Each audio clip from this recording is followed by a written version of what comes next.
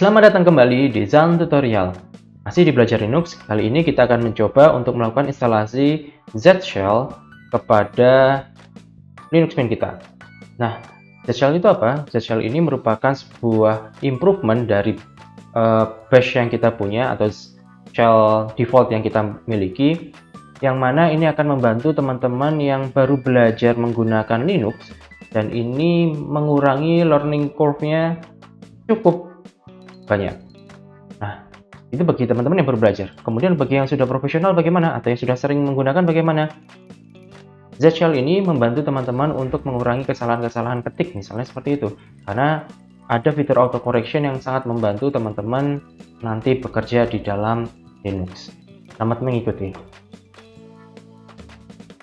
Hal yang perlu kita lakukan adalah membuka terminal dan melakukan apt update.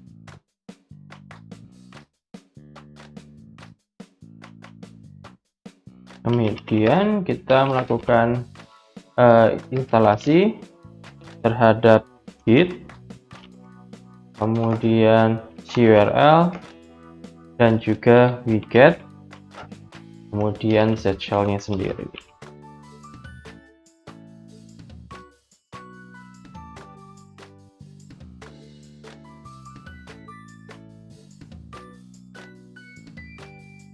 Jika sudah, kita bisa cek apakah sudah berhasil terinstall dengan baik dengan mengetik zsh-version. Di sini sudah terinstall.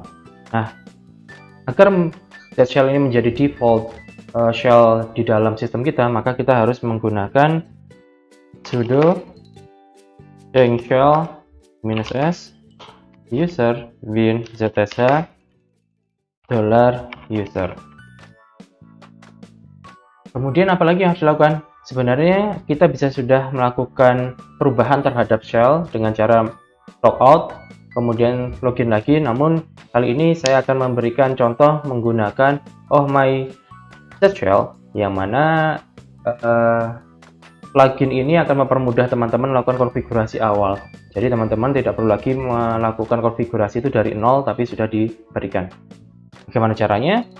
Caranya adalah kita akan download suatu sistem atau suatu plugin ke dalam sistem kita.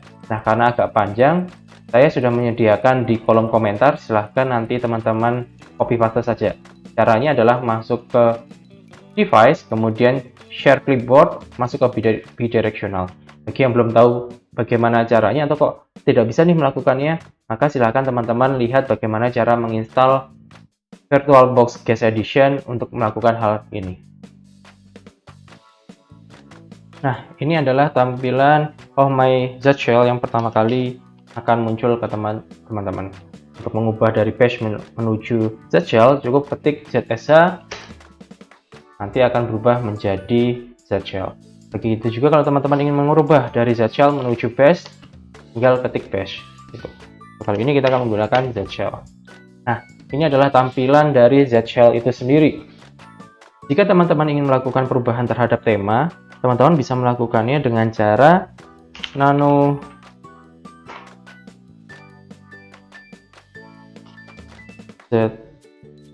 zshrc. Di bagian theme bisa diubah. Sekarang kita menggunakan adalah Robbie Russell. Nah, bagaimana cara teman-teman tahu nih tema yang bagus itu seperti apa? Secara default ada di dalam sini github.com Oh My ZSH wiki theme. Ini teman-teman bisa melihat secara default yang kita gunakan adalah Robbie Russell ini. Kemudian silakan teman-teman pilih akan menggunakan yang mana yang teman-teman suka. Saya di sini coba akan menggunakan yang biasanya saya gunakan, yaitu Pino. Bentuknya akan seperti ini. Dengan cara kita mengubah saja pada ZSH theme ini, kita ganti dengan Pino. Oh, belum berubah, kita ubah dengan cara mengetik ZSH kembali. Nah, yang menarik lagi adalah kita bisa masuk ke dalam suatu sistem atau masuk ke suatu directory tanpa harus mengetikkan menggunakan cd. Jadi kita bisa langsung desktop, misalnya seperti itu, dan kita sudah ada di dalam desktop. Atau kita mau keluar, tidak lagi kita menuliskan CD, kita cukup titik-titik. Nah, ini adalah salah satu kemudahan yang diberikan oleh Z-Shell. Keutamaan lain adalah ketika kita melakukan instalasi, biasanya kita melakukan sudo apt install, terus misalnya kita akan menginstal VirtualBox, misalnya seperti itu ya. Nah, VirtualBox ini kan pasti ada banyak. Biasanya bentuknya adalah list. Nah, dengan adanya Oh My Z-Shell ini, kita bisa memilih dengan menggunakan tombol arrow yang kita miliki, sehingga tidak lagi perlu scroll ke atas, scroll ke bawah, kemudian menulis ulang. Ini adalah salah satu keutamaan dari Z-Shell. Terima kasih telah menyimak video kali ini. Tetap bersama kami di Belajar Linux selanjutnya. Tambah ilmu bersama Zan Tutorial.